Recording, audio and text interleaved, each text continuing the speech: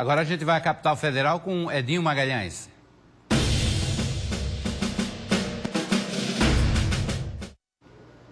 Edinho, boa tarde. As mudanças aí nesse texto base do Código Eleitoral, me parece que elas foram até menores do que a gente imaginava, né? Boa tarde, Hermes. Menores do que os próprios congressistas gostariam, Hermes, mas a pressão foi muito grande e o próprio tempo se impôs para essas articulações de bastidores. O que acontece? A regra que tiver que ser alterada tem que ser alterada necessariamente até o mês que vem para poder valer para as eleições de 2022. E essa matéria, que está sendo ainda votada na Câmara, terá que seguir para o Senado logo em seguida. Então, os parlamentares não tiveram tempo para fazer a reforma que eles consideravam ideal. Estão fazendo a reforma que é possível. Estamos, então, acompanhando a votação dos destaques, que deverão se estender até a próxima semana, Hermes, e dali seguir para o Senado. A grande motivação que mobilizou o plenário da Câmara esta semana, no dia de ontem, foi realmente essa exclusão da quarentena para juízes, procuradores e forças policiais. Isso que estava aí mexendo nos brios de parte da sociedade e também das entidades ligadas a essas categorias que fizeram pressão aos deputados essa semana, Hermes. Bom, e como é que se comportou a bancada paraibana nessas votações, Edinho? Olha, ao longo da semana nós tivemos dois momentos sobre essa questão da reforma eleitoral. Um deles, Hermes, se deu com relação à volta da propaganda eleitoral, aquela propaganda dos partidos políticos na televisão que voltará a ser tanto na televisão aberta como fechada. Dos 12 deputados federais paraibanos, somente 9 estavam no momento desta votação em plenário. E todos votaram sim pelo retorno dessa propaganda eleitoral em emissoras de rádio e televisão. Os únicos ausentes foram os líderes, o Wellington Roberto do PL, Efraim Filho do Democratas e o deputado Pedro Cunha Lima. Hermes, essa votação de ontem, aprovando o Código Eleitoral, foi por ampla maioria, 380 a 80 votos contrários, basicamente apenas o Novo e o PSL, que recomendaram o voto contrário a alguma dessas mudanças. Agora, nos destaques, que teremos aí uma personalização diferenciada do voto de cada parlamentar, com cada item desses destaques, que são pequenas alterações no que já foi aprovado, Hermes.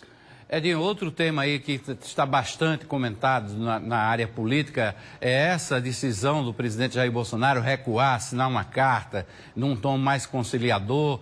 Como é que isso repercutiu aí em Brasília? De várias maneiras, Hermes. A turma do deixa disso, da pacificação, gostou, né? Naturalmente, a oposição não gostou, porque talvez estivesse vendo ali a possibilidade de um crescente para um viés de crime de responsabilidade e aumentar uma pressão sobre um possível processo de afastamento do presidente.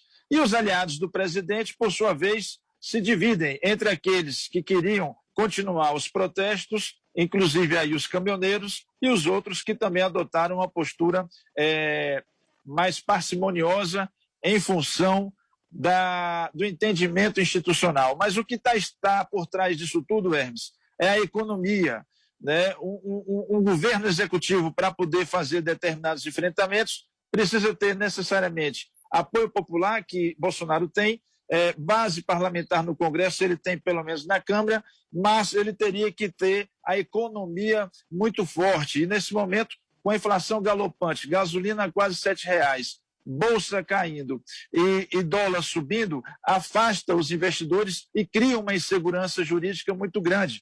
Estamos em vias de aprovar o orçamento e não somente o governo, mas o poder legislativo e o próprio judiciário seriam prejudicados com o orçamento para o ano que vem, para a própria atuação deles. E quem mais sofreria com tudo isso, ao final e ao cabo, Hermes, seria o cidadão contribuinte. Por isso, esse freio de arrumação aí se deve, em muito, ao lado econômico que o país atravessa.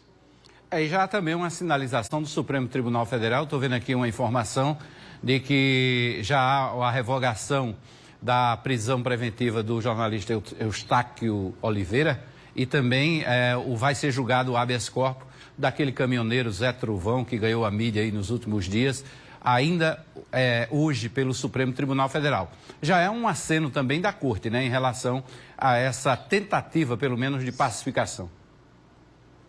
Com certeza, o entorno do presidente teve muita sabedoria ao convocar o ex-presidente Michel Temer, que se colocou plenamente à disposição na manhã da quarta-feira para poder vir a Brasília. Um avião da FAB o buscou em São Paulo, trouxe até o Palácio do Planalto, onde ele esteve reunido com o presidente Bolsonaro, teria conseguido fazer uma ligação telefônica entre ele e o ministro Alexandre Moraes. Foi ele, o ex-presidente Temer, que durante seu mandato que indicou Alexandre Moraes ao Supremo Tribunal Federal, e acreditamos que isso tudo serviu para poder acalentar e acalmar os ânimos, né? Inclusive com a sinalização do Supremo, Hermes, para poder realmente parcelar o pagamento dos precatórios, mais de 15 bilhões que o governo é obrigado a pagar a partir do ano que vem e que, segundo o ministro Paulo Guedes, iria quebrar a economia do país. Então, creio sim que estamos caminhando aí para entendimentos e um momento mais arrefecido nas instituições, na capital federal e na nossa república, Hermes.